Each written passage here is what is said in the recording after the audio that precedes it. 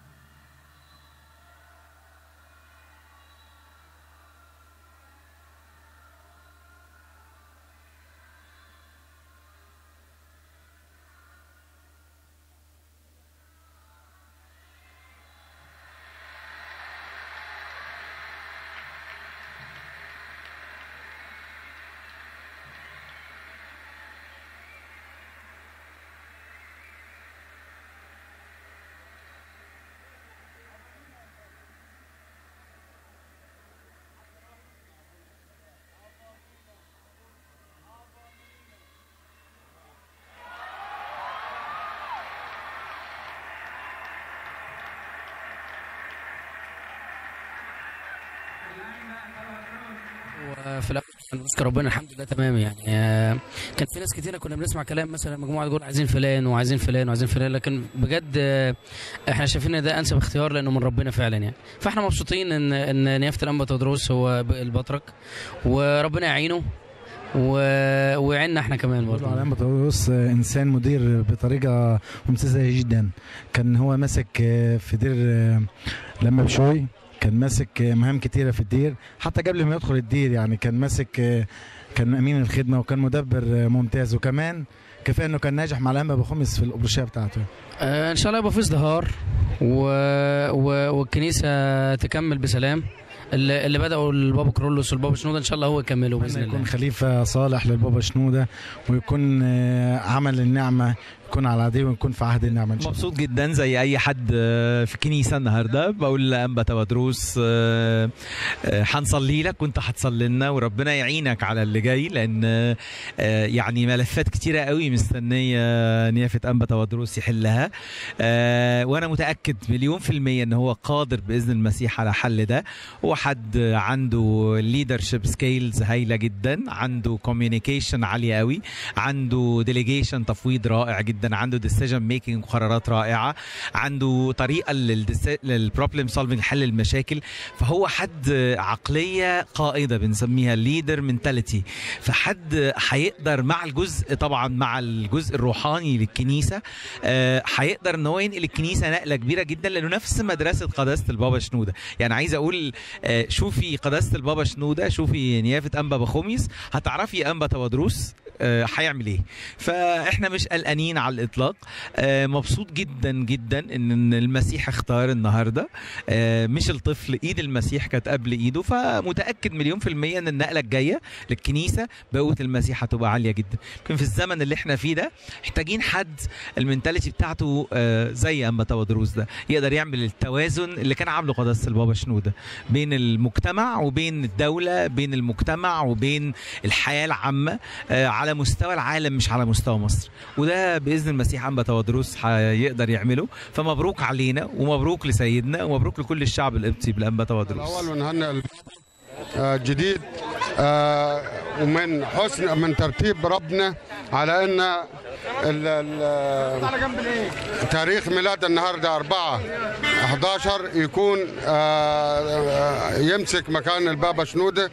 الله ينيح روح البابا شنودة. وانا مدير المكتب الاعلامي للجورنال العربي النصري بسوهاج، وجيت هنا عشان اغطي الحدث العظيم لمصر اللي هيتولى فيه البابا الجديد. ونتمنى ان يكون بين الاخوه المسلمين والمسيحيين اخويه ومحبه وسلام والفه بيننا وبين بعض، عشان نبني مصر الحلوه، مصر القبطيه، مصر الاسلاميه، مصر المسيحيه. كلنا ايد واحده، مسلم مسيحي ما فيش مسلم مسيحي، كلنا مصريين. عايزين نمسك بايدينا على مصر، مش عايزين حد يقول انا جماعه كذا ولا جماعه كذا او كذا بيألف من مخه على الدين الاسلامي او المسيحي متطرف انه ياخذ مننا مصر دي. احنا عايزين كمسلمين مسيحيين نمسك بايدينا مصر بدل ما تضيع مننا، وبعدين ندور على مصر تاني وندفع ثمن شباب ثمرة شباب بلدنا. خلي شباب بلدنا للعدو اللي من بره. احنا هنا محبه وسلام واخويه بين الطرفين. من البابا ان يمشي على طريق ونهج البابا شنوده ويكون اب للمصريين كل المصريين وليس لفئه معينه كما يفرق الاخرين. احنا مش عايزين تفرقه هنا كما تعودنا على طول.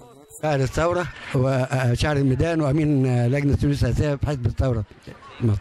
شعورك النهارده في اليوم ده؟ فرحه غامره، اختيار الهي لاب جديد لمصر، بابا جديد وقائد جديد لحب مصر، قائد جديد للمحبه، قائد جديد للسلام، رائد من رواد عشق مصر قادمه الى مصر اليوم.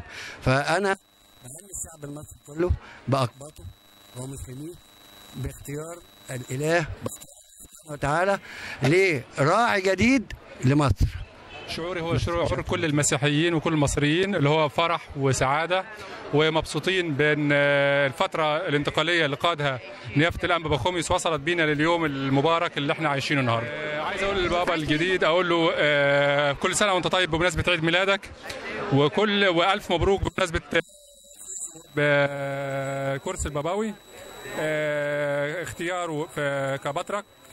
وعايز اقول له ان منتظرك مسؤوليات كثيره لان الفتره اللي جايه محتاجه منه ان يضع نصب عينيه امن وامان الكنيسه وسلامها وسلامتها، ان يحتضن الجميع، يحتضن المسلمين ويحتضن المسيحيين، ان يعمل على مطالب، يشوف مطالب الشباب وتعديل لائحه 58. طبعا الارض كلها فرحانه النهارده، السماء والارض بتتهلل النهارده وتقول هذا هو اليوم الذي صنعه الرب فلنفرح ونبتهج فيه. نشكر الله، نشكر الله، نشكر القرعه الهيكليه التي افرزت لنا بابا الكنيسه القبطيه الارثوذكسيه التي تعتبر من اعرق الكراسي الرسوليه، لان 5 كراسي رسوليه على مستوى العالم: الكرسي الاسكندري، الكرسي الانطاكي، الكرسي الاورشليمي، الكرسي القسطنطيني، الكرسي الفاتيكان اللي هو روما. تودروس الثاني هو انسان عظيم جدا يمتاز بمواهب التواضع، لانه هو شرب من مدرسه قائم مقام نيافه الانبا بخوميوس، هو مدرسه في الاداره الكنسيه. هو يعني طبعا احنا بنطلب منه ان يقود الكنيسه كما ويسد الفراغ الذي تركه البابا المعظم الانبا شنودة الثالث، ويكون رمانه ميزان بين الطوائف الشعب المصري. ميلاد الانبا تودروس 4/11/52. فدي حاجه السماء ذكرى، والسماء اختارته، هي السماء اللي اختارته مش احنا، السماء اللي جابت لنا الانبا تودروس. ربنا يعينه ويديله نعمه وبركه، والروح القدس هيأثره، واللي كان مع البابا شنودة هيبقى مع الانبا تودروس، وهتبقى ايام وايام خير لمصر كلها كمان والعالم، مصر والعالم، لان مصر والاباط والمسيحيين كلهم مع بعض وحده واحده، نسيج واحد، وعمر ما حصل فيه فتنه طائفيه ايام قداسه البابا. طبعا دي برضو مش هتحصل في الايام ديت.